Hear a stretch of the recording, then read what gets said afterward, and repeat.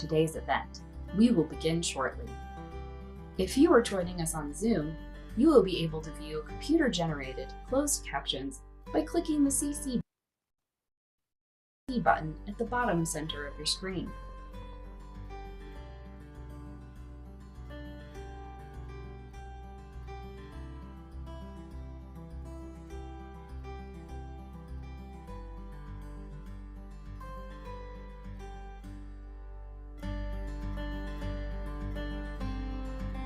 We hope you enjoy today's event. We will begin soon.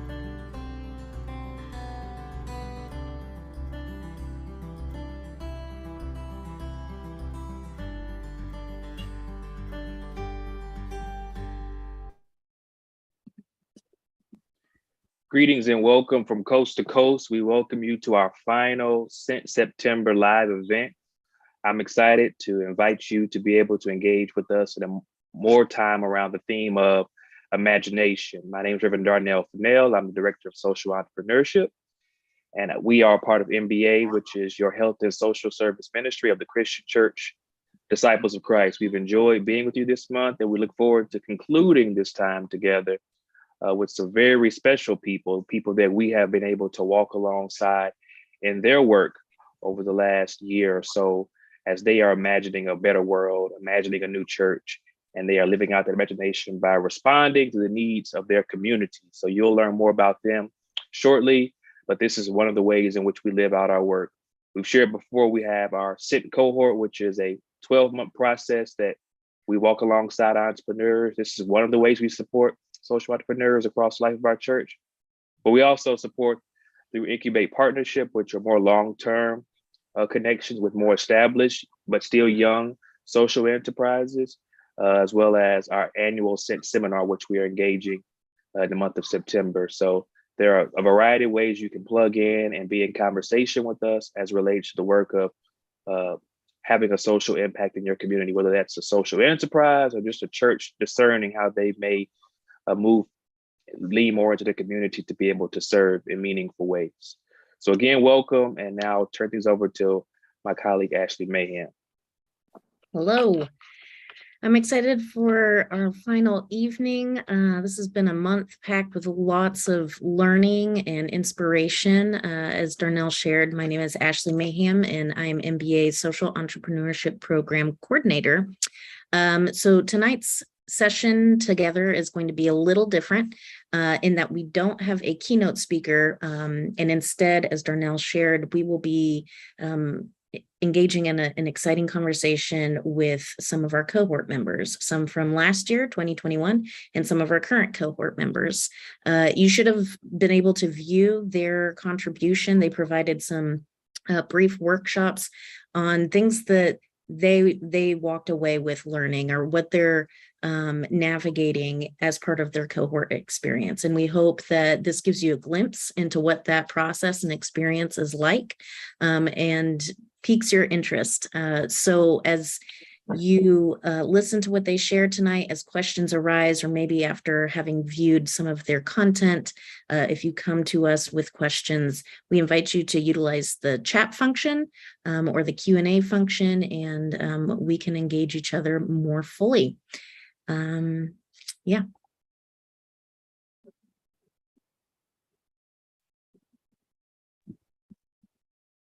This week's theme is imagination at work, and you will see that these individuals in this room are living out imagination in their own individual context as they are working toward establishing new social enterprises in their communities.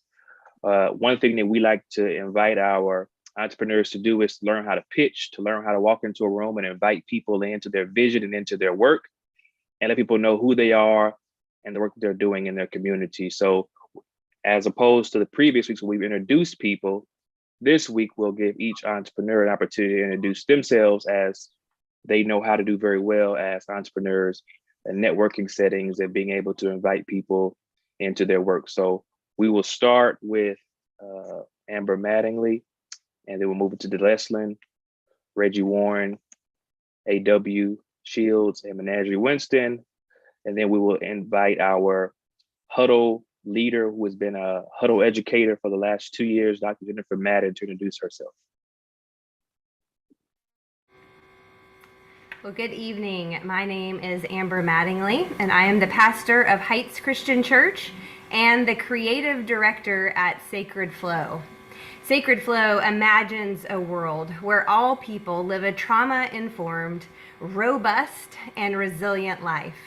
We offer spiritually fluid, socially conscious, health and wellness services including yoga, meditation, and fearless dialogue.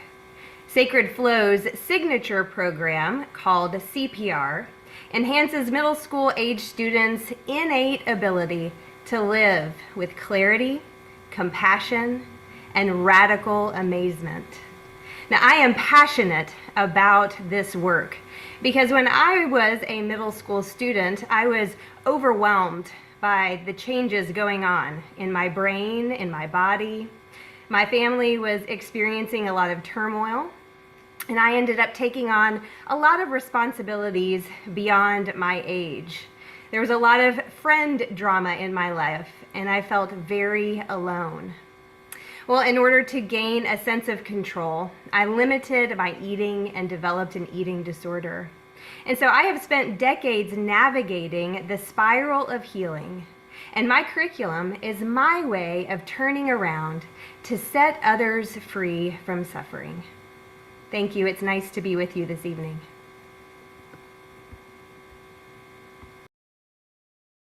Greetings, great evening to each and every one of you. I am Dr. Delesslyn Kennebrew, and I am the founder and visionary of Morning Glory Retreat. According to Pastoral Care Inc., 84% of pastors feel on call 24/7. 65% have not had a vacation in 5 years. 1 out of 10 pastors will not retire as pastors. Clergy burnout is a real problem that is prevalent amongst most clergy, regardless of race, gender, size of congregation, or tenure in ministry. And no clergy person should have to get to this point on their journey. And so Morning Glory Bed and Breakfast is an attempt to solve the problem of clergy burnout in pastors who in particular who lead congregations of less than 100 people and have no budget for vacation, have no budget to just rest. So this project is close to my heart because I remember after my very first ministry job, when I resigned, I was in bed literally for like 2 weeks because I did not realize just how exhausted I was. Morning Glory Bed and Breakfast simply exists to provide a place for clergy to rest, to come and sleep, y'all. So I invite you to check out the Morning Glory Bed and Breakfast website when you get a chance, and I look forward to sharing more this evening. Thank you.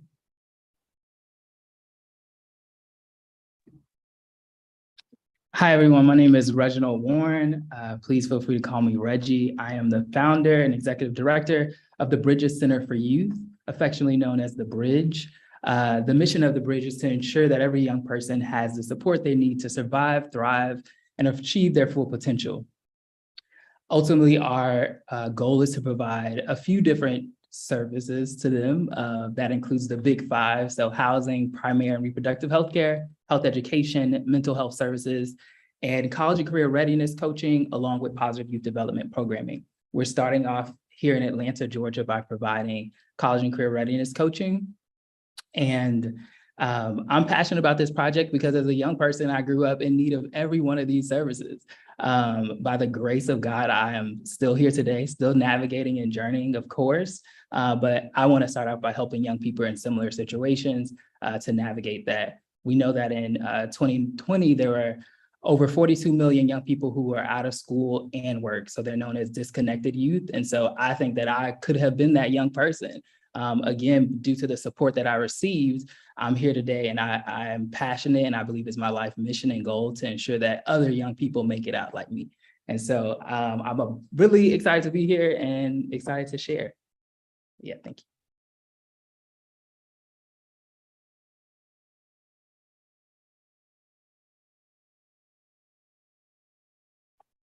Sorry about that. Hey y'all, it's AW Shields here, and I am the founder of the Root Cause Collective. And we actually are a collective of mental health and wellness professionals that came together in response to the growing need for affordable and culturally responsible mental health care in communities of color. As you know, that the mental health field, just like any other field, has its own disparities and has impacted communities of color in such a way that historically we knew we had to do something different.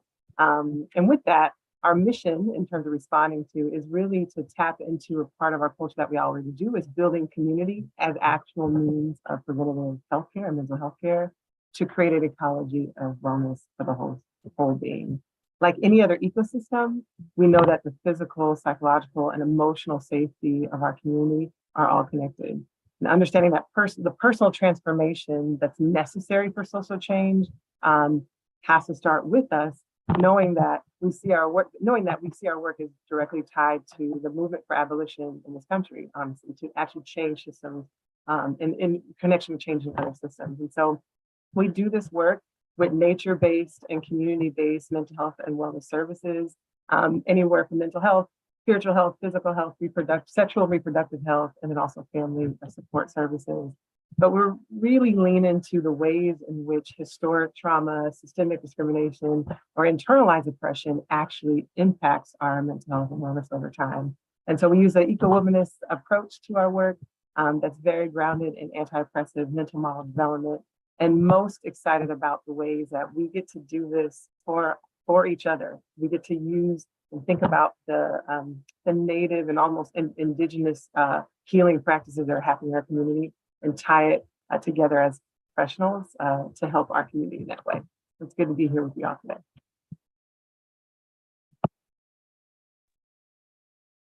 So I think it is my turn. My name is Managerrie Winston. I'm gonna say that again because it's kind of long. Managerrie Winston, and I am the executive director of the KIT project, which stands for the Keep It Together project. And specifically, what we do is we created a curriculum around social emotional learning. And I don't know if you've heard of SEL before, but it has the 5 concepts of relationship building, decision-making, conflict resolution, self-awareness, social awareness, and self-management as well. With that though, being a teacher for years, I saw this concept and thought it was great, but it does not relate to the otherness of Black and Brown children. It just doesn't. It can be very whitewashed at times, and it was hard to explain these things to the kids, but they're just not picking up on it because it doesn't relate to them. So I took it one step further by creating a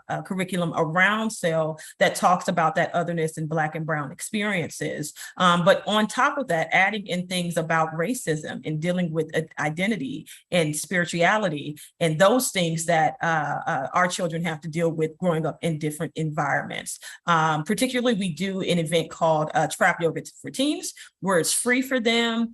We provide the yoga mats for them. We have a DJ and we have an awesome yogi who comes out to introduce these concepts of yoga, meditation, and mindfulness and breathing exercises in a culturally relevant way. That is my passion. That is what I do. That's what I love to do. And it's affecting people on the margins, and we're trying to change mindsets and habits with the work that we do every day. So I'm happy to be here with you all.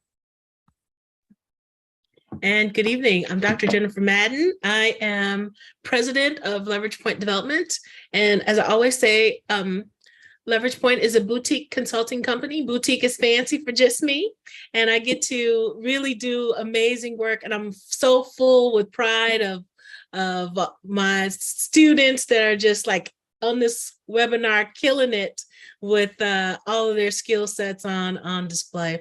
I do have a day job where I'm the dean for the School of Business at Linfield University, and it is a privilege to support this work and help these entrepreneurs bring their best game to market. So.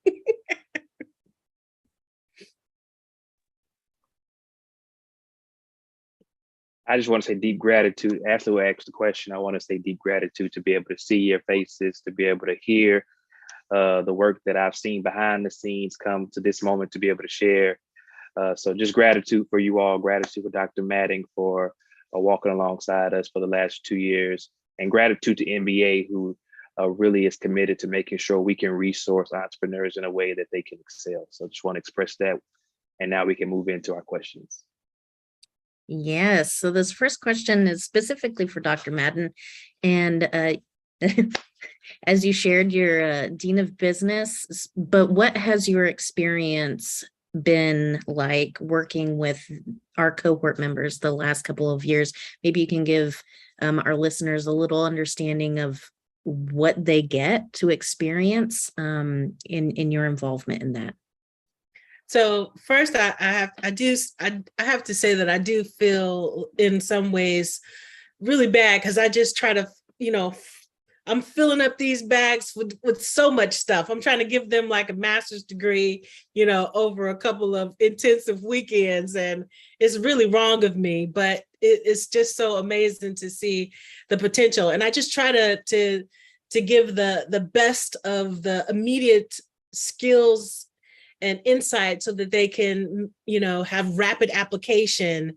It's sort of like, it's like church, call and response. Like I'm giving some word and then they get to take that like business skill right into like implementation.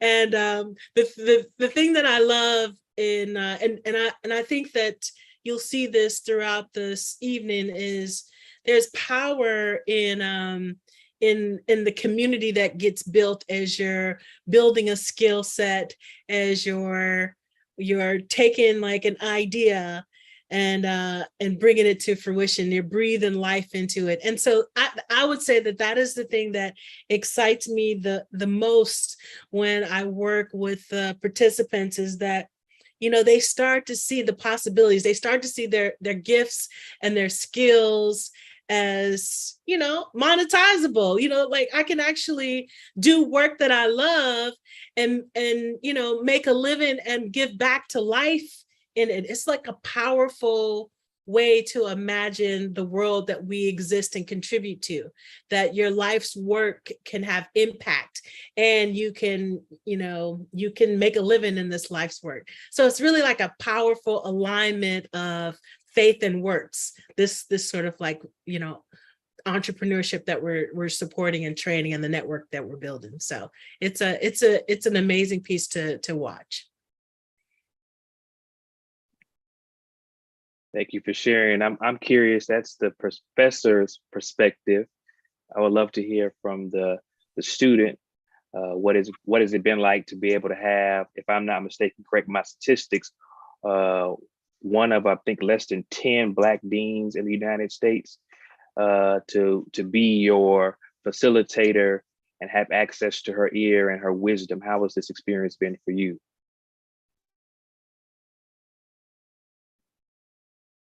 Well, I think it's been. Can anybody go? I think it's great for me because we could just pull from her. And when we got in person with her, it was just like, let me hold you, with all of the needed information that she is able just to provide. So anybody that's able to be in her presence, I would just say, soak it up as best as you can. It's definitely sometimes can be overwhelming because you're getting so much information at such a short amount of time, but write down what you think is important to you, and ask all of the questions that you can, send the emails, bombard her with the emails. She will get back to you when she can, but do that because you just have a person that has all of this information at the tips of her fingertips and she's willing to give it to you. And you need to, at this point, you need to be a sponge, soak it up, take it in, get as much as you need.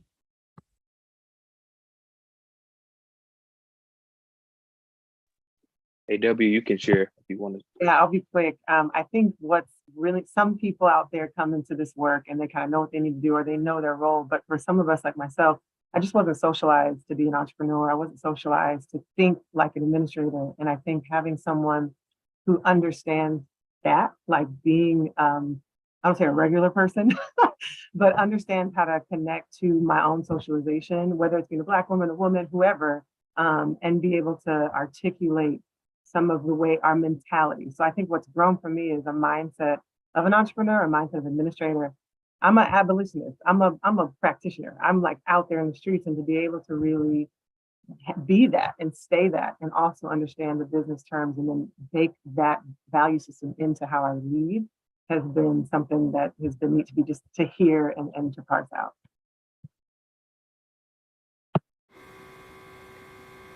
Is it okay if I jump in? For me, she's like a combination of a wise sage and a personal cheerleader. Her like enthusiasm and positivity is just contagious, especially for some of those meetings that I came to maybe kind of down about what I was doing, or just not in a space that I was feeling that positive energy.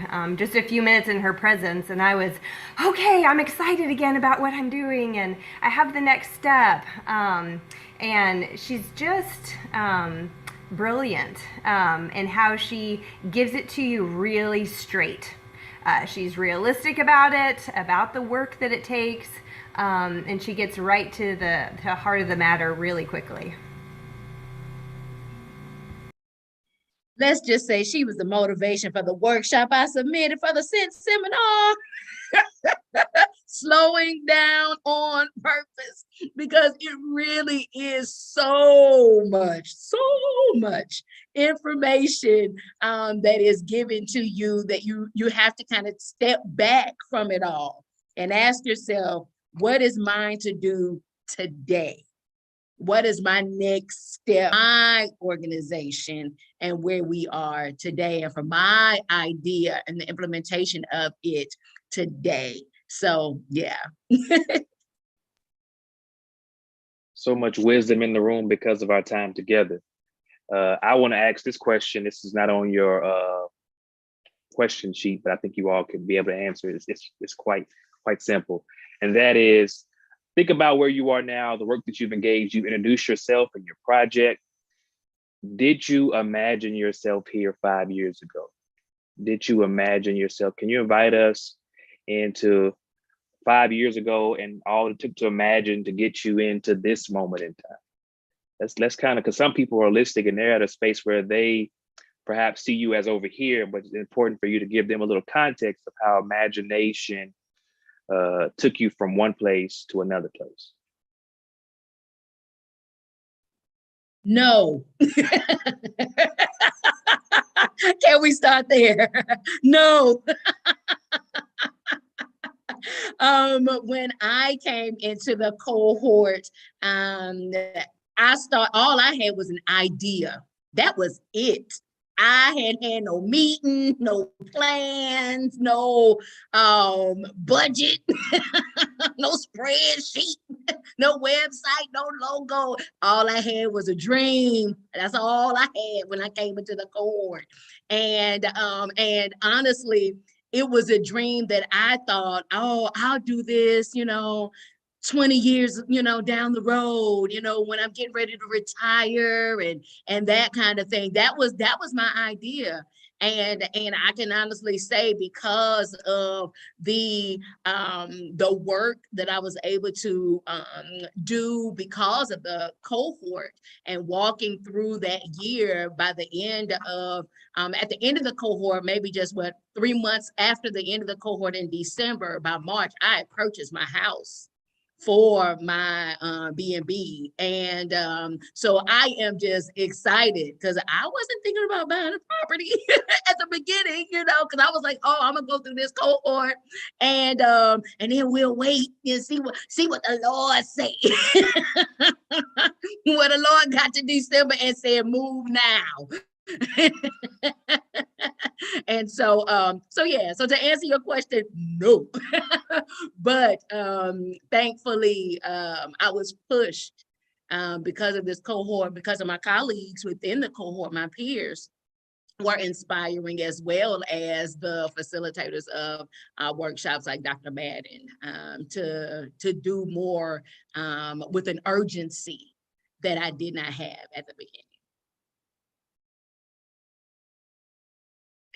Part of my job is to see the potential and see the possibilities, even when you don't quite see them. And when somebody believes in you, the power and the blessings of then that belief starts to internalize, and you start believing more in your own possibilities, because you're like, well, if they see it, it must be there, even though I don't see it just yet. So that's such a critical part of work. And it all starts with the dream, because where you set just the sights, that's the direction that you follow, So.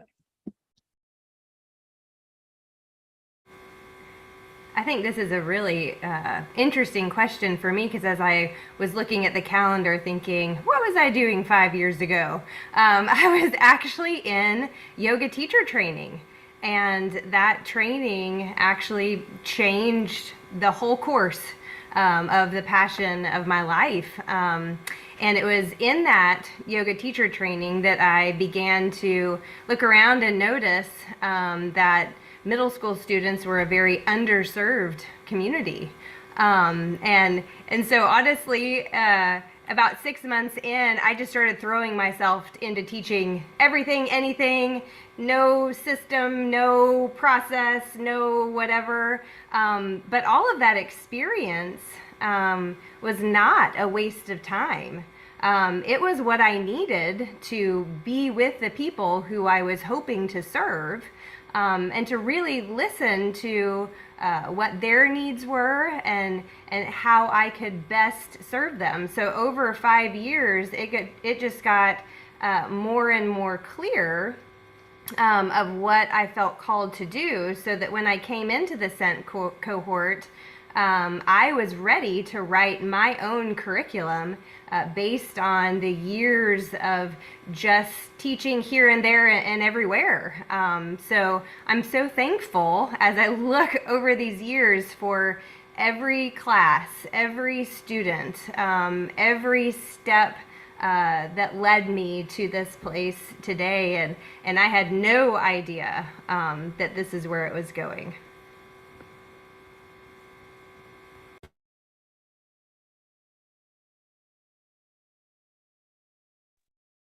Yeah, I'll chime in. Similarly, I definitely had no idea this was going to happen. I've always envisioned having the center years ago. So 5 years ago, I had the dream, and I was like, yeah, I'm gonna start this center. I was actually getting ready to move to New York City to work for a youth center. Was very excited, eager, ambitious, and enjoyed that time there working alongside young people and teaching. It was great.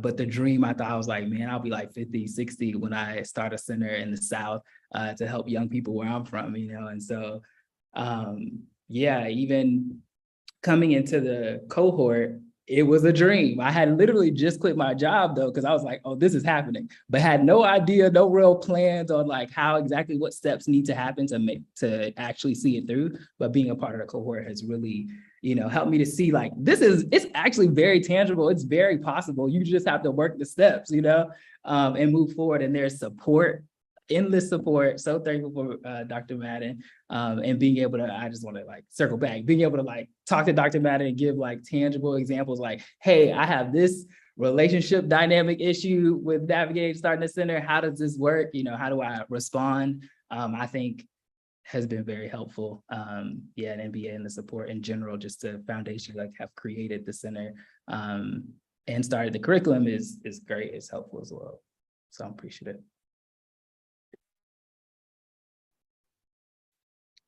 So we have a question from Lashina, and I'll invite cohort members here to respond about what your experience has been.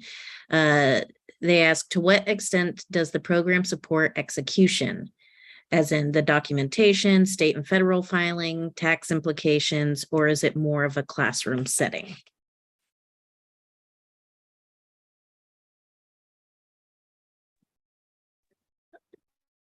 I'll let the cohort members respond, but from what I have seen, it's a really powerful way to do this sort of experiential learning, in that the students were surrounded with resources and support. So the beauty, so there were some things that were similar to a classroom setting, meaning they brought in a PhD to teach, But it wasn't limited to just those things that I had to say on the sheet of paper. When one of the cohort members had a question or needed to go down a rabbit hole, we ran down that rabbit hole and got that rabbit, and then came back up and got moving with what was needed next. If one of the cohort members for their venture needed some support around, tax and bookkeeping, Darnell was like, let me connect you with a professional who can show you how to do it correctly.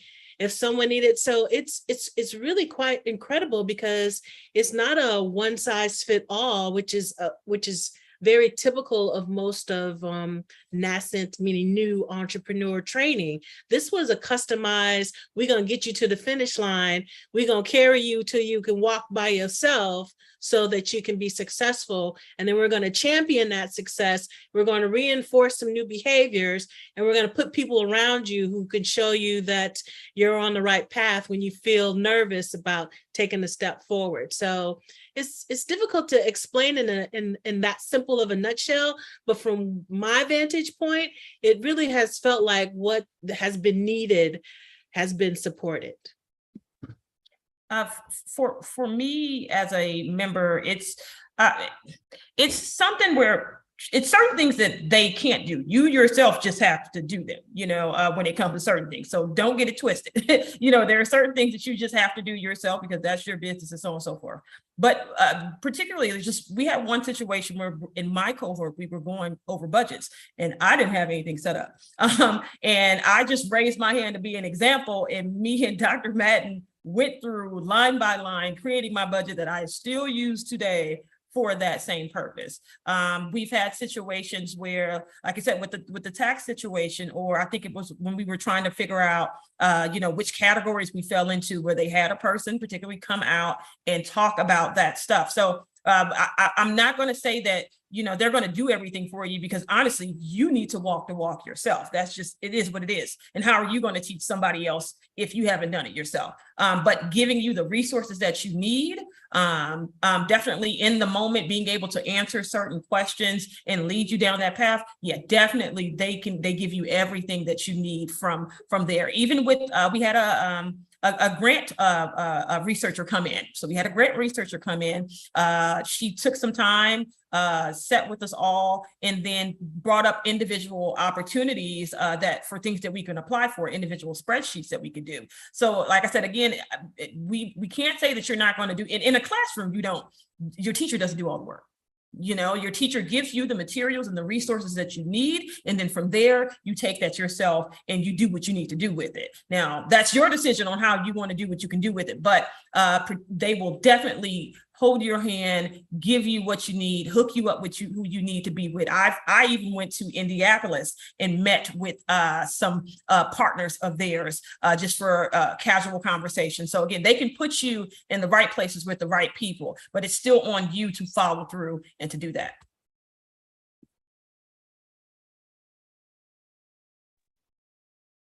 I believe it's a quote that we say that we've got from Dr. Jennifer Madden. It says, not favor, I'm about to mess it up. Favor. Chance favors the prepared. Chance favors the prepared. There you go. Chance favors the prepared. One of our favorite mantras in our cohorts. So I want to kind of go back a little bit now to something that came up in Amber's sharing earlier, as well as Amber's video that she shared her presentation about those moments where things get a little foggy, and many of us know what it means to be stuck. Some of us go in this cycle of being stuck and unstuck, to be stuck and unstuck. So what are tips for getting clarity when your project feels scattered or when life happens? How do you move forward when these moments occur? That's for Amber. Yes, thank you. This is a great question, because I was one of those. As I just said, coming into the cohort, I had been doing all the wonderful work, but it was here, there, and everywhere. And so the first practice for me was to be very humble, and I'll explain what I mean by that. When we gathered as a cohort to do our pitch work, I wanted to be the first one out of the gate, but then I started working on it, and realized that my work was just a jumbled mess. So I did something that was really hard for me to remember to do in any other situation. I asked for help. And I didn't just ask for help in the group, I asked for special help, one-on-one kind of help. And so during my one-on-one time, I was able to spill out the several different pitches that I had created with Linda K. Klein, and she helped me see kind of the thread in all of them that could be used to bring it all together. So asking for help was something magical for me. So ask for all the help that you need. And then in a time of crisis, I think many of us in our cohort year had or experienced some type of crisis. Just this year, I had a major crisis in the spring that could have led me to just give up on the whole enterprise. And I spent at least a month crying at inappropriate times, and at other times just staring at the wall. And I think what I learned from the Scent cohort, and is also what I teach in my curriculum, really helped me. Because it allowed me to be very gentle and very kind to myself, allowing myself to feel all the feelings. So this is a part of getting unstuck, is you just have to sit in those feelings and feel all the feelings. Now, we sit in the feelings in a way that we don't get hijacked by the feelings. So what that means is being able to feel them all, but also to kind of step back, notice that's a part of you, but being curious about how I could use all of that energy, because that sadness, those feelings, they have an energy to them. So how could I gently, kindly use all of that energy of this pain to just do the next right and loving step, both for myself and for my organization?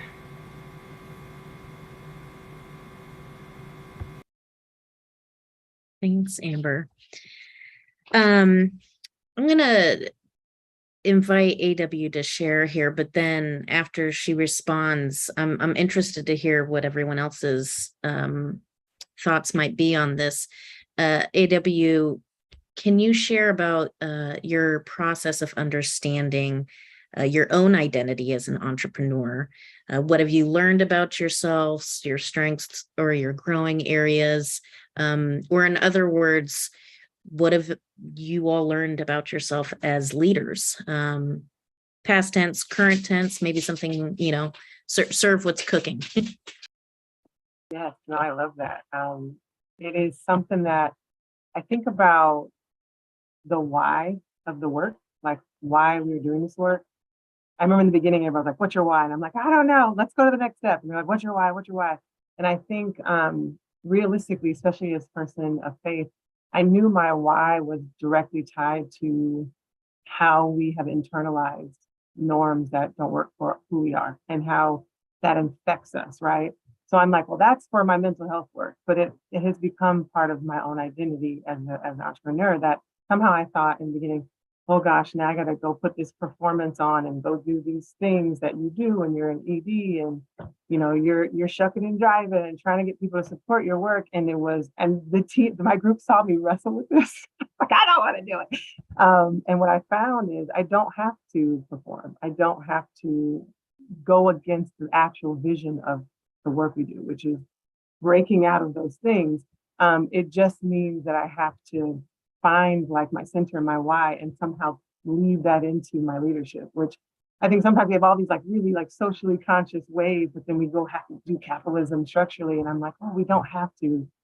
So that's been really neat to center myself around, like, the work we do is going to transform the world, and also how we do it is going to transform the world. And it's okay to do it differently, to drop off and have your run-ins, but I would just encourage anybody like not to conform or not to perform or not to change who you are, it just may mean you change who you're around, right? It may you change your market, you change how you do business or who you do business with. But it's been really neat to stay myself. And now seeing that these other support systems or markets or these other spaces are now kind of falling in line. I'm like, oh wow, I can stay who I am. So I would say the biggest process is learning how to just keep my why and stay who I am, and come what may, understand that like the business world will come along too. For those who still fit in it, right? There's space for us there. Yeah.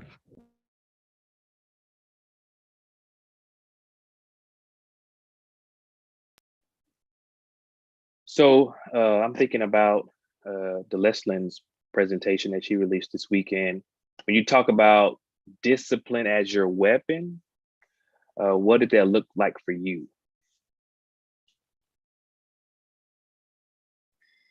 It looked like me being intentional about writing down exactly what my goals were for this particular quarter, because we were meeting quarterly. So each quarter I had a goal, because I didn't want to show up to the cohort and not have anything accomplished from the last quarter. I don't care if it was one thing. I just didn't want to show up with nothing.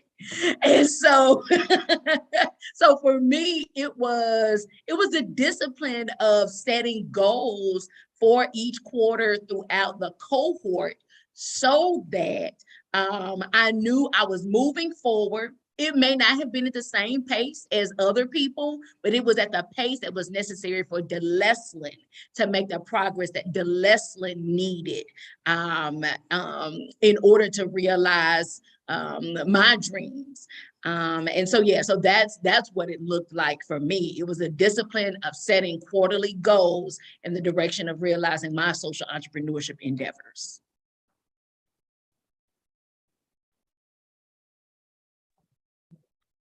Anybody have any thoughts? Y'all are welcome.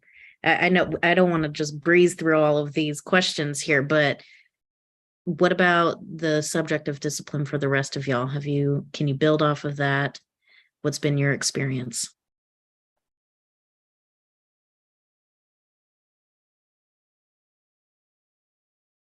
I don't mean to talk so much, so you can skip another question if you need to, but it is business, like new business starts is kind of a boom after pandemic. So everybody's doing it, everybody wants to help you, and everybody has a way of doing it.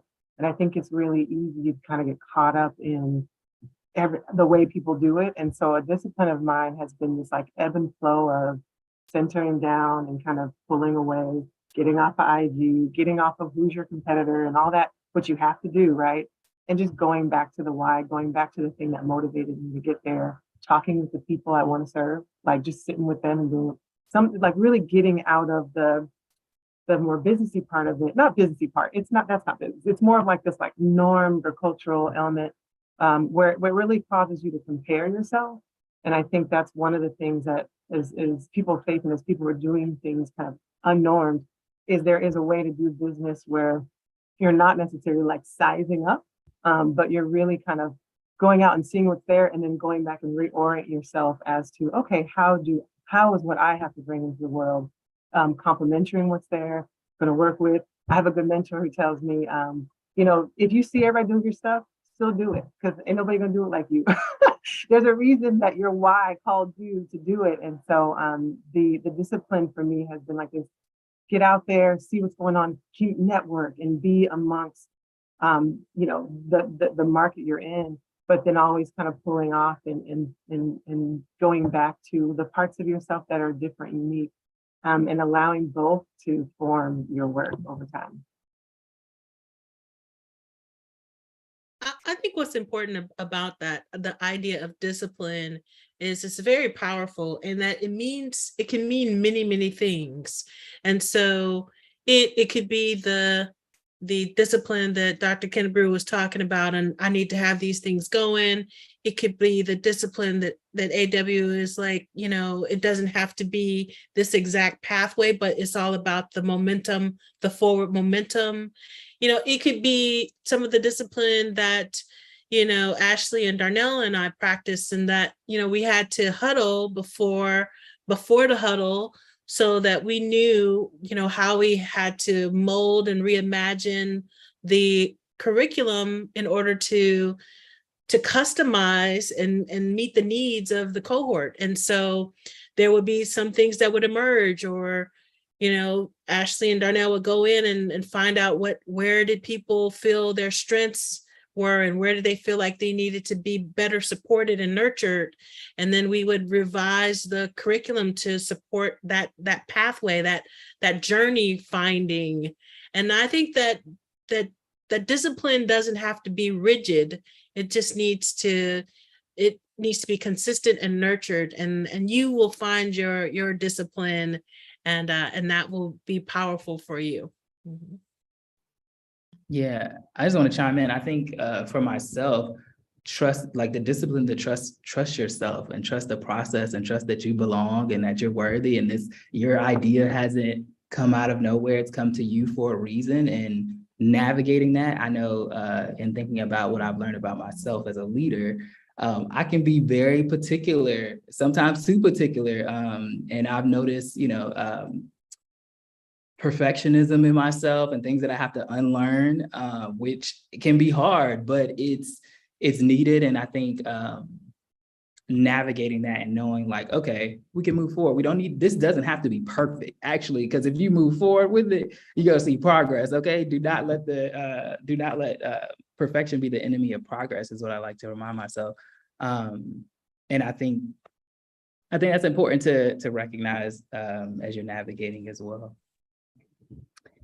I'm going to hop in here. We have another question from our audience.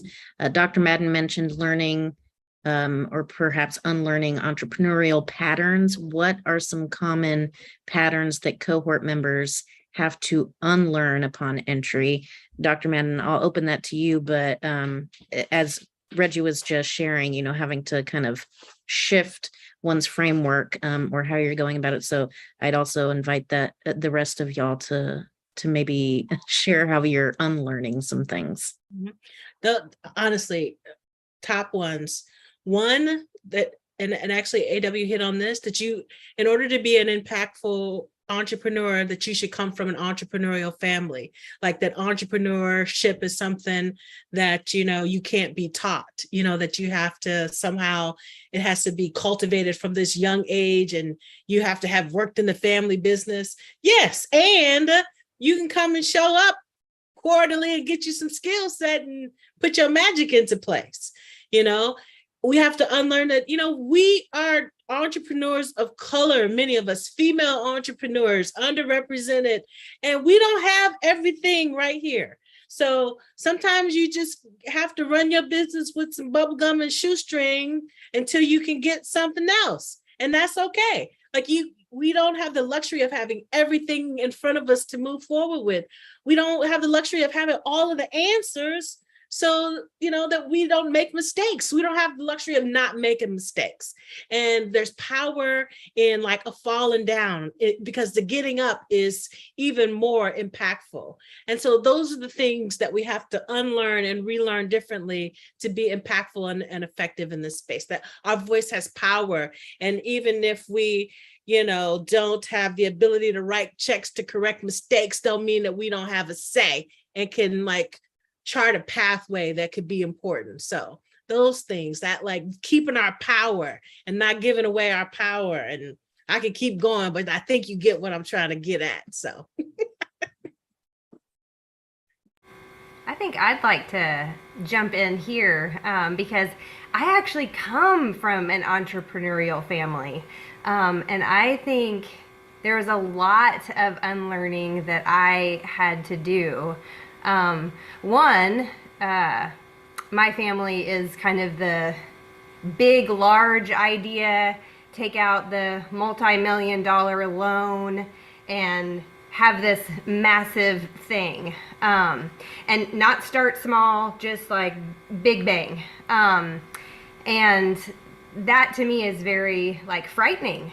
So I always thought, well, I'm just not like that. I'm not an entrepreneur because I don't think big, massive thing, has to start this way with a big bang. And multi-million dollars behind it. The other thing I had to unlearn in kind of my family story is that there's a lot more thought and care that needs to be considered. For me, it had to do with really thoughtfully considering what bank or credit union would I feel that my social entrepreneurship is aligned with. And for me, those small steps really mattered, where I never saw that mattering in my family who are entrepreneurs. And so for me, it was every small step, taking a breath and going, okay, yay, this feels like I'm aligned with my passion and who I am. And I'm making just one step. I didn't have to see the whole staircase with the big thing right away. It was just that next step that really aligned with who I felt I was called to be. And that, yes, affirming that too is how to be an entrepreneur, and that I am invited into that space.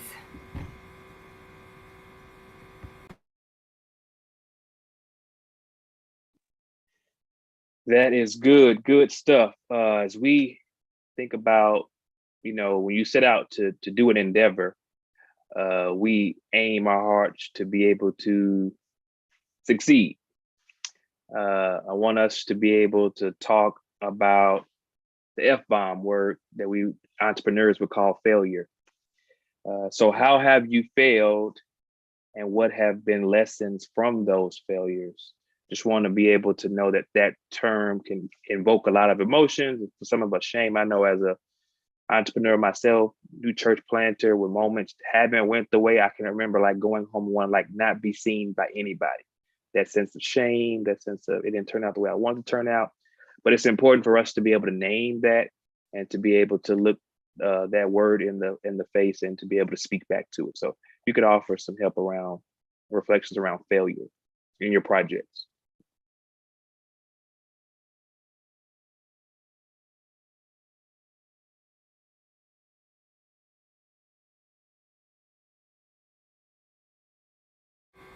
Well, I don't mind going first, although I just spoke a moment ago, but I'm one of the ones that I just bristle anytime this question is asked. Not because of the vulnerability required, but just the word failure just got so much baggage. It's just heavy with perfectionism, and also this feeling of that I've wasted my time if the thing doesn't succeed in the way that I had hoped. So it's hard for me to use that word. Actually, what's really funny is today I was reading a book called Welcoming the Unwelcome, and the chapter was on failure, and I was like, of course, today I'm going to open my book and that's going to be the chapter. But she really reimagined it for me in using words of, what is your story of raw vulnerability? And for whatever reason, that opens my heart, it softens my body, my mind is able to think. So there's been a lot of moments of raw vulnerability along the way in my project. Just recently, this summer, I used some of the tools that we learned about during the Scent cohort as far as marketing on social media. And so I had been just pretty random and chaotic in my marketing. So I decided in May to get really scheduled and focused using Canva, not just using images, but doing short videos, and using Canva in a way that scheduled regular, consistent marketing presence on Tuesday mornings and Friday mornings, because apparently those are the best mornings to do your marketing program. So I scheduled it all summer, so excited, proud of myself. But then as I came into my fall classes, I didn't see any benefit from that time spent. I didn't reach any new student with that or new parent with that. Now I did connect to a couple of organizations that I had no idea, and have done actually some things I thought I would never do, like do a parenting webinar, which I said I would never do, but here you go. I was invited and I'm going to show up.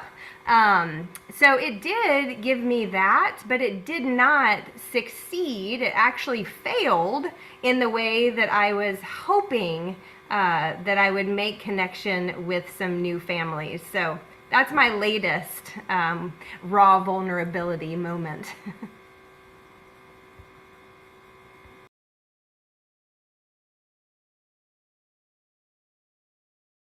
So like I said, I was not planning to purchase anything toward my dream as it relates to a space.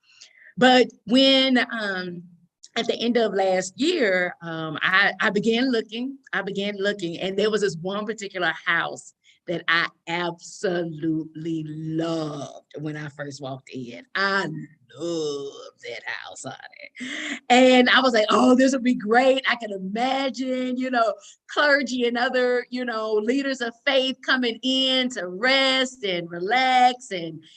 And I got so excited. I was sharing the pictures with my family. I had told Darnell and Ashley, oh my gosh, this is the house I'm going to put in an offer, and I was really excited. My realtor saw my excitement and, all of these things, everything I had already done my, got my pre-approval for my financing and everything. And, well, let's just say somebody had the nerve to outbid me on that house. And I was not thrilled about it, because I had told everybody, y'all, I love this house. I was showing the pictures to my family. I was like, oh, Donnell, Ashley, I can't wait. I'm going to tell y'all when it happens. And it didn't work out. It just didn't work out. And I was disappointed. I was definitely disappointed because, of course, like I said, I had prayed about it, but I was like, I knew I didn't think it was time anyway. Maybe it's not, whatever. So I'm just like, but it was one of those things. Okay, I'm gonna take this L. Maybe that was just not the place for me. Not that it wasn't for me to buy a house or buy a property, invest in a property, but maybe that particular property was just not for me. Y'all, it was gorgeous. But a few months later, I walked into another house that I fell in love with. And with that one, I was the only person who had everything already ready the day that I walked in. So when the seller knew, he was like, oh yeah, so do you need to wait on your? I said, no, I'm already pre-approved, so I literally turned in my offer like once they prepared it the next day. And I was under contract by Friday. I saw it on a Monday, under contract on a Tuesday. No, offer on Tuesday, contract on Friday, closed in 3 weeks. With inspections and everything. Yes, we did our due diligence, honey. Don't skip your inspections. And it's a gorgeous house. And actually, I think it's a better location for what I want to do. For when people come, I think it's a great location. And so I think that, yeah, there are going to be times along the way where your heart is set on a particular thing, and that particular thing will not work out. That will happen to you. It happened to me, but you keep going. You don't give up on the dream just because one thing didn't happen, because one person didn't call you back, because somebody didn't accept your offer. You keep going, honey. You keep going.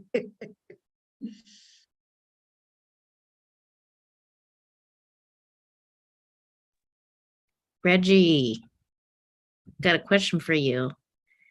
Can you tell us a little bit why community needs assessment? Why is this important?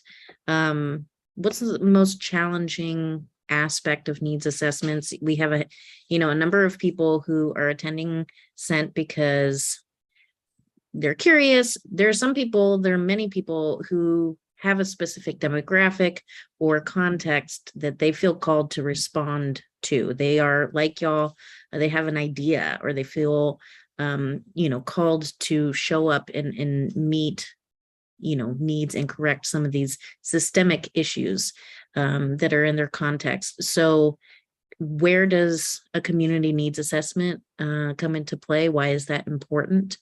Can you be successful or can you have impact in the work that you're doing without one? Yeah, great questions. I think so. A needs assessment, the importance of a needs assessment is to really hear from the community, your target population, about the vision for the program that you have or the services that you're looking to provide. What it does is, I think, as entrepreneurs, we all have a vision, we have a dream, and I think those dreams are valid, of course. I think partnering with the community to hear their particular perspectives on the delivery of that service, to get buy-in from them on whether or not what you're envisioning, how you're going about it, is it actually going to be relevant and receptive to them, is important. And I think you mentioned, is it like what's the most challenging component, or could be the most challenging, I think can be the analysis of the data and interpreting it. However, not to fret, there are a lot of college students who are studying public health and stats in general who are looking for projects to support and work, and usually it's free. And so you can get support in that route. Also, you don't have to take on, I know in the workshop, I talk a lot about this strategic way to go about implementing this needs assessment, but you can start very small. I mean, having conversations with your target population specifically and getting their perspective, seeing what themes are there, and I think, I know for myself, sometimes when you have an idea that's cutting edge, you may feel like they can't envision it because they haven't had this, they haven't experienced it. So, just still sharing it with them and thinking about or gathering their perspectives on that approach, or what are their actual immediate needs. You may have an idea that is like a big picture down the line, but what if they, your program is providing, I'm trying to think of an example, maybe your target population needs actual food, is what they need more immediately than your youth program. They actually might need that. And so hearing that and then being able to, not necessarily throw your program out the window, but expanding your project to address that immediate need first, and then getting to your others, I think is important. When it comes to success, you mentioned if it's success, like, can a project be successful without a needs assessment? I think success is objective. And I think the needs assessment, again, it's about partnering with the community. So having their voice really lead the work that you're doing. And I think, so yes, you're gonna have impact regardless, but I think you wanna, it can be more sustainable and relevant if you include community members and getting their voices. That's good. Appreciate you sharing that. As you shared, one could, of course, not do a needs assessment. It's been done, it's being done. But from a best practice standpoint, if we are to really care about those in which we're called to serve, we must put our ear to the ground and really hear the concerns and their needs and place those needs before our own agendas. That's sometimes even been a failure of the church, to say we have a great idea and let us just do what we want to do versus allowing the community to help shape that. So in addition to that best practice of listening to the needs of the people, we also recognize that we don't want to do this work in silos. So this question is for Managerrie, and that is, why is it important for collaboration and community partnerships? Well, it's important, one, because you a lot of times the biggest problem that I had in the beginning was just the ask. And that's around everything, whether or not it's asking for money, help, resources, and so on and so forth. But what I learned through that is that when you don't ask or you don't have these conversations, you often at times miss out on opportunities. And one example that I'd like to put out there was just for our trap a yoga event. So it was important. We'd already had a relationship with a Disciples of Christ church that allowed us to use their facility. But particularly working with brown and Black kids, it would be nice to work with an organization that is Black owned and has more of a foot in the community. So I go to a very well-known gym in the Houston area. It's Black owned, a lot of Black and brown people. And I thought that it would be a good idea to like, hey, it would be nice for us to host our event here. It's a workout facility. They're impacting youth. It's in the heart of Houston's third ward community. But how do I go about doing this? And it was as simple as just the ask and the conversation. Sitting with the owners after we had gotten done with a training session, we're just talking. And at that moment, any opportunity for you to tell your story, okay? Because you really don't know what's going to come about that. And honestly, I just got to talking and telling my story about what I was doing, my initiatives, what I was hoping to do. And in the back of my mind, I'm saying to myself, man, these cats being the owner of this place that has celebrities in it and all of that, it would be cool if they just offered me their facility for free. Now, again, this was a thought, this is the ask. So in conversation, I said that, I just said like, man, it would be, this is what we're doing. We're connecting the brown and Black kids.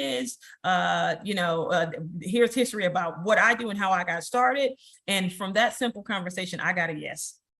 And I got from that, hey, go talk to the general manager. And from there, they have never charged me. I have been able to host my things at their facility. They take me on, and this is the importance of collaboration and being able to have these difficult conversations when you may not want to, when you're not sure, because you really do not know what help may come out of that.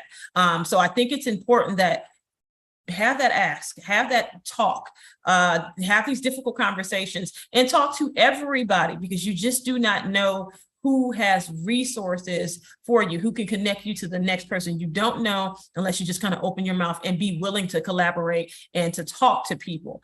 So that's just my point on it.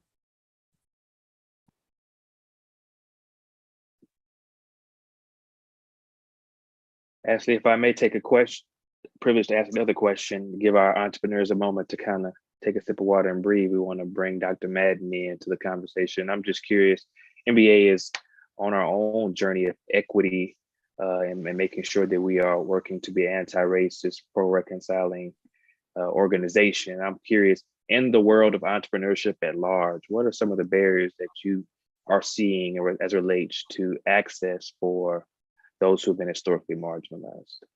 Oh, easy. And the data that's out, and I see it so much in real life, it is access to capital. It is access to mentoring. It is someone being a champion in the entrepreneurial space.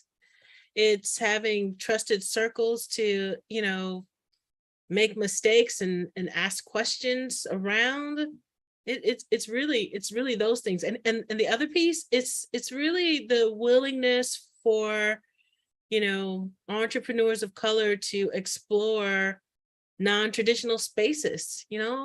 There's more than like our historical images of entrepreneurship. So, a beauty salon and a barbershop, these are just very the limited areas of entrepreneurship that we have been able to touch and see, but there are so many more that we have access to. We just need to tap into them, And I think that there is work around trying to bridge some of that divide, but it hasn't always been done in a way that has helped entrepreneurs of color feel comfortable. So you can say that the SBA has economic injury disaster loan or PPP, but if you don't have a relationship with your bank, then you don't because they've tried to, reduce some of the barriers way up here, you're not even in the strategic point of entry that you can have a conversation with your bank,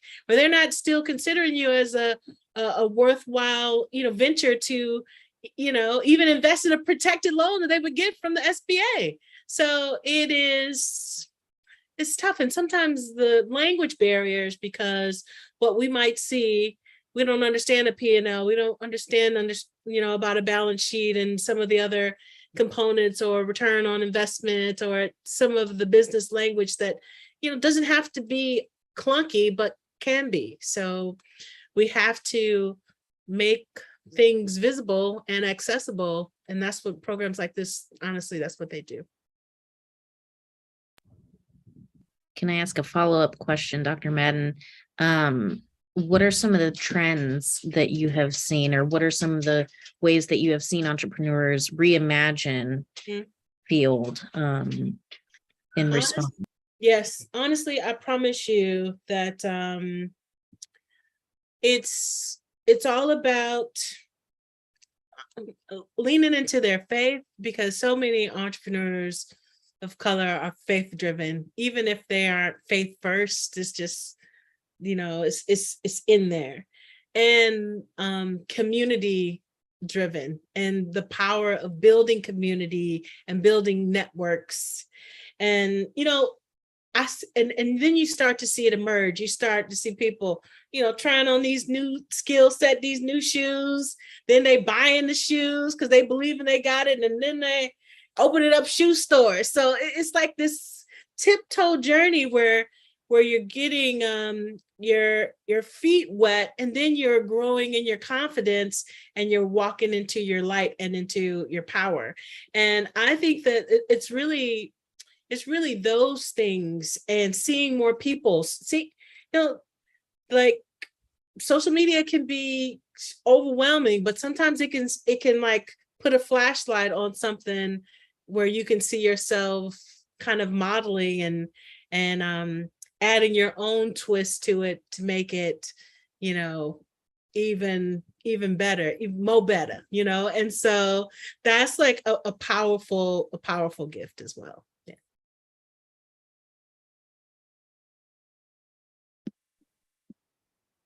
As we prepare, we're probably gonna wrap up a little early this evening. We don't want to keep our entrepreneurs too long, but I want to ask the question, as I kind of heard it echoed at the beginning, what has been the benefit of just having this peer support, knowing that you're not alone?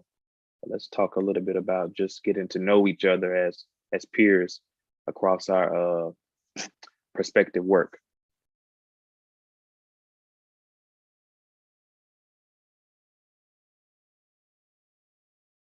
I don't mind jumping in. I think having people to be like, what did they just say? And you're like in the corner, like, okay, we're good. And just having that, like, we're both lost together. We don't know what we're doing, but we're not supposed to know. But I think another piece that is unique from all the type stuff out there, for me at least, is having it tied to the church, honestly, having it tied to a value belief system.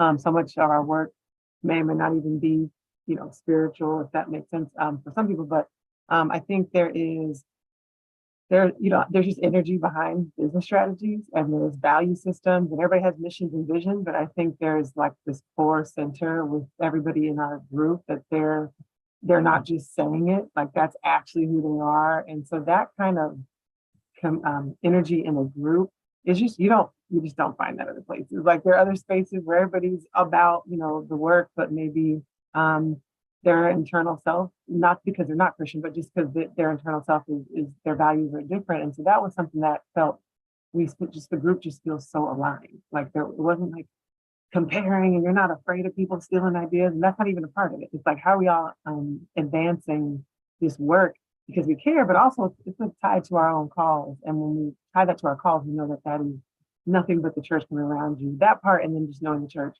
cares about what we're doing, and and is there and hearing about what we're doing. So that's been really cool. I think I have just found my peers to just be brilliant and inspiring people. It is encouraging to be a part of a cohort with people who are dreaming across the country and in very unique ways. In their unique context and neighborhoods and their unique personalities and their unique networks and connections, it is an honor to be a part of such a group of brilliant dreamers, and it is inspiring to know that kind of what AW mentioned. I don't have to compete with them. And it was not even set up in a way for us to compete, except for them pitch competitions where money is at stake, honey. Money is at stake. So, sometimes we had to compete for about 10 minutes, but then we went back to camaraderie and supporting one another. So yes, it was just inspiring to be in the Zoom room, if you will, brilliant dreamers, and to know that, hey, if they are pursuing their dream, I can pursue my dream too. They may be a little further ahead of me, but I can get there too. And I can learn from them too. So it wasn't just the guest speakers that I learned from, but it was also from the experience of some of my colleagues who were a little further along than I was. And so I am definitely just grateful for that.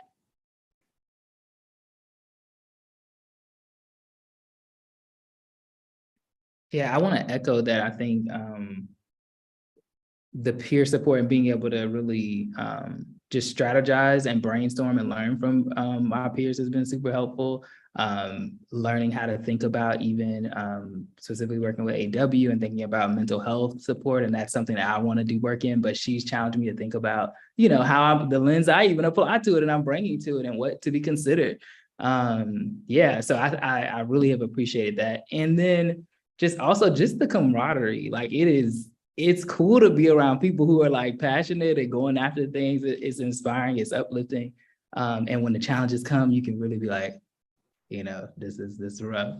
So I appreciate that as well during the time.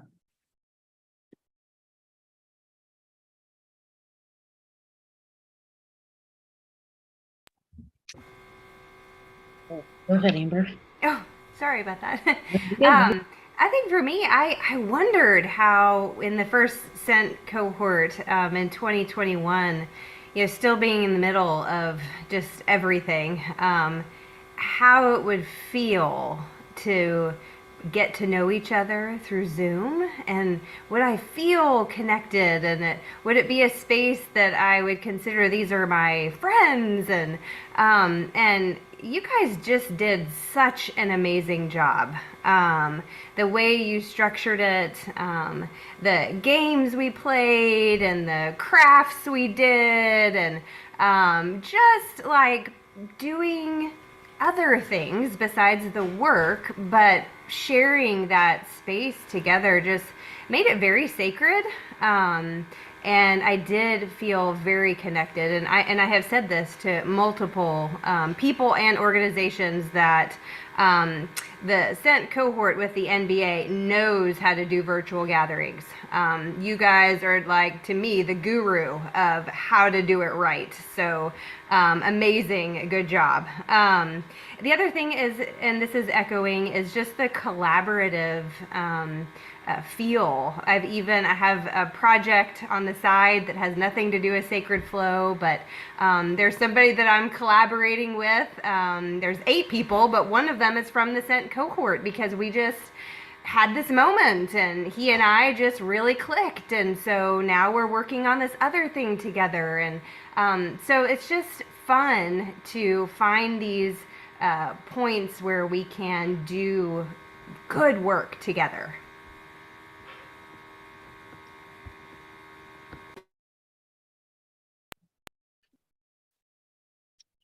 Well, final question here.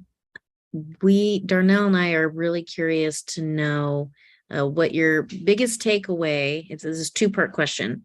What's been your biggest takeaway from your experience with the Scent cohort? But also, what's your giveaway? If there's someone out there who's really considering and wrestling, they have that idea, that like whisper in their spirit that's just like, one day I'd like to fill in the blank. What would you say to that person? Before you all share, we'll invite every entrepreneur to answer that question if you feel comfortable. And I will have a final thought, just a closing thought from Dr. Madden. I think the biggest takeaway for me was learning how to tell my story. And that probably sounds, easier, but it wasn't, going through this process, you think like, oh yeah, I know my story. I know why I'm doing this, but effectively being able to tell your story, drawing out emotion in people when you tell your story. Knowing your pitch, which was probably, I know for all of us, that was one of the first things that we did. And one of the most difficult things that we did was being able to do the pitch. And I remember Dr. Madden telling me one time, stop reading from your paper. I'm like, well, stop reading from your paper. I'm like, but you're right. And because this thing should come natural to you. And you really had to learn how to develop to tell your story. So that was my biggest thing is once I learned how to tell my story, and I want to put out that I did win a pitch competition. I don't mean to, I'm sorry about that. No shade. But once I learned to tell my story, it just made it even easier for me to go out there and tell the community my story because it started to just come natural to me. So that I would definitely say that's the biggest takeaway. It's like, we know why we're doing this, but you really need to figure out how to tell your story to people, to draw out that emotion, to get them to draw into you because of because of the work that we do. What was the second half of that question? It was what you'd share with someone who's considering applying. Honestly, just go for it. Donnie McClurkin said it best. We fall down, but we get up. And that's the truth. I can tell you that I went through some things this summer that has completely taken me away from some of the work that I've been doing. But even today, it was just now starting to make those steps to get back into it and understand that these things are going to happen. You're going to have low moments. You're going to have moments where you are not thinking the best of yourself, or you might not even have the energy to do these things. But when you fall down, there's only one way for you to get back up. There's only way you have to get back up. So that's my biggest thing is that when you fall down, get back up, get back in the race, do whatever is good for you, whether or not that's meditation, whether or not that's crying. I picked up journaling. Crying has worked really well for me, mixed in with some journaling and some tunes, but be one with yourself and knowing that it's okay in the mission that what you're doing, that you're not a failure. You just need to take a step back. You need to reevaluate and then get back up and do this thing again. You're preaching. What you named is so, I think the takeaway, I think doing it in VA, I mean, this is a ministry. Like you could tell, like the people we are working with, like Dr. Madden, they know their stuff. They're the top of their field. And yet, and still, it is still coming from like almost a ministry space in the sense that like somebody like me, I can be in this group and mess up and cry and do all those things. Whereas other groups, I might feel like I need to perform. So I wouldn't say it's like entrepreneurship for dummies, but I feel like I'm that person that I would never start a business. And if I can be in this and feel like, all right, I can wrestle, I can not know. And then there's the ministerial part that comes around you, not, sometimes with prayer, but sometimes it'd be like, get your stuff together. I remember Darnell was like, you gotta be able to do this. And I'm like, I know, right? If it was what do they call it? One of those shows, they call these takeouts, I would have been the one. So I think that part of it, for those of us who are not sure of ourselves or still forming, it's a really good space. And then I think the takeaway is you just have nothing to lose. Like if you do it and you don't have a business at the end, you have really good people, you have some information, and you, even if it's not another, pandemic, you might go on these great trips and have these great experiences. It's something that I think you think I'll do this and I'm not going to succeed. But like you said, at the end, all of us are like, oh my gosh, we're so much further than we did. None of our group fell off or didn't complete. I mean, we're all really doing well. So there's nothing else to lose in our mind.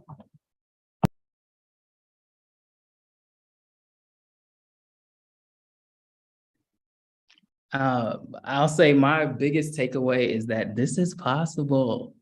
It is possible. And I still have to continue to tell myself, because we go through the seasons like, this is possible. But truly, I started out with, again, from like just a big dream and no plans. And the cohort has really helped me to like make it more plain and clear and actually like give vision to it and move forward.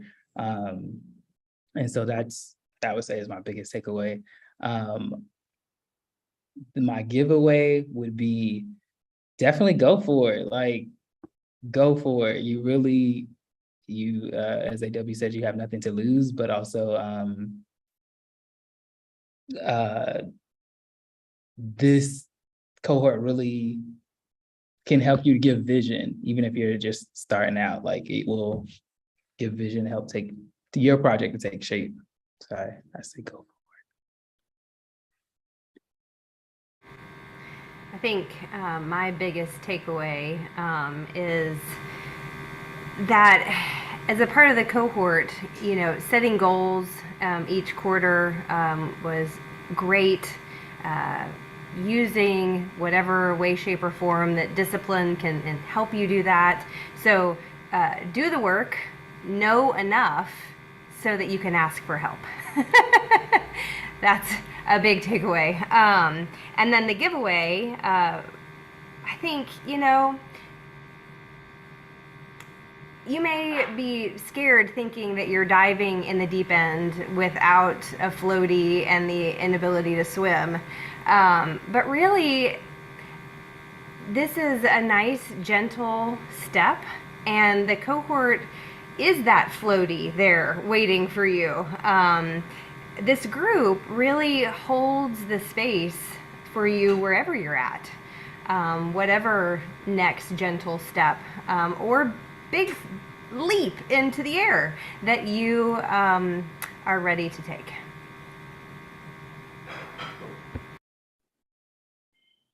And takeaway is something that we probably heard across social media. And I'm going to say this, and then I'm going to read this piece that was written by Marianne Williamson, but made famous by Nelson Mandela. And so I will start off by saying, do it scared. Our deepest fear is not that we are inadequate. Our deepest fear is that we are powerful beyond measure. It is our light, not our darkness, that most frightens us. We ask ourselves, who am I to be brilliant, gorgeous, talented, and fabulous? Actually, who are you not to be? You are a child of God. Your playing small does not serve the world. There is nothing enlightened about shrinking so that other people will not feel insecure around you. We are all meant to shine as children do. We were born to make manifest the glory of God that is within us. It is not just in some of us, it is in everyone. And as we let our own light shine, we unconsciously give others permission to do the same. As we are liberated from our own fear, our presence automatically liberates others. The second thing I will say as it relates to my giveaway is say yes. Say yes to God. Say yes to your dreams. Say yes to you, honey. Say yes to your plans. Say yes to your purpose. Say yes to your goals. Just say yes and do it scared. Man, that's so awesome. I think I'm gonna actually follow suit, and I'm gonna say my takeaway from this experience, this humbling experience, always, I love showing up. I always bring all of my gifts to the table, and just having, work with these two cohorts, it really has me thinking of like, what are some new ways of imagining, and so I'm like, maybe I need to talk to Darnell and Ashley about maybe seminary. We need to do like a semester in business training or a summer in business or some type of, so we can early on, kind of instill this possibility in faith space where it's sacred and understood and taught in ways where it could really thrive. And so it has me thinking about, more innovative ways of teaching that could be impactful.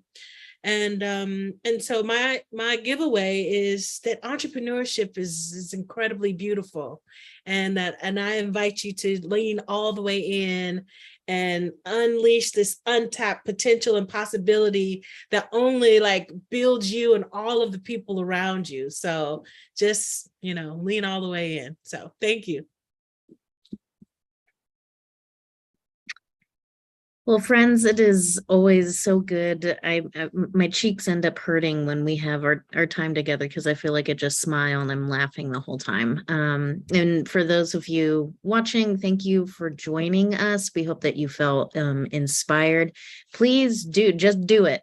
The link to the application is in the chat.